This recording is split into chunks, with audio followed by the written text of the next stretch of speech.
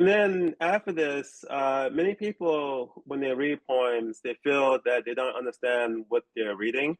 They may read a few lines and then kind of give up because they don't quite understand what's going on in the poem. So, what tip would you give on how to read poetry? Read means to understand a poem. What tip would you give on how to read poetry?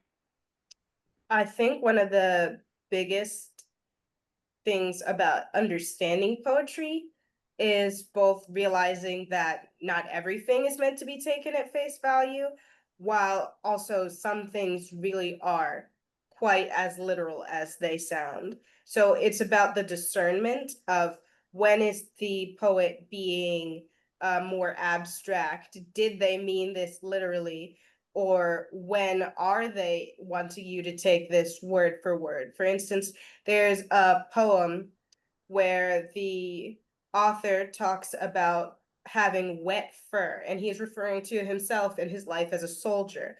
But obviously, most human beings do not have fur. So why is he saying wet fur? And you realize there that it's an analogy for when young mammals are born, like deer and puppies and things, they're born with their fur wet. So it's an analogy for being very young and inexperienced and not knowing what's going on. While there is another poem called The Black Birthing Room by, I hope I'm saying her name correctly, Eureka Dawson Amoa, who describes, why do I have to put on makeup and get dressed up to go to the hospital so people will think I'm a respectable citizen and I can say that I don't feel well?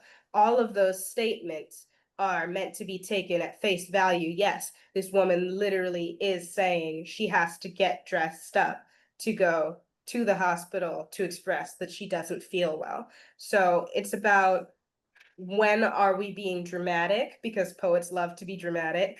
And when do we want you to realize that this is our reality?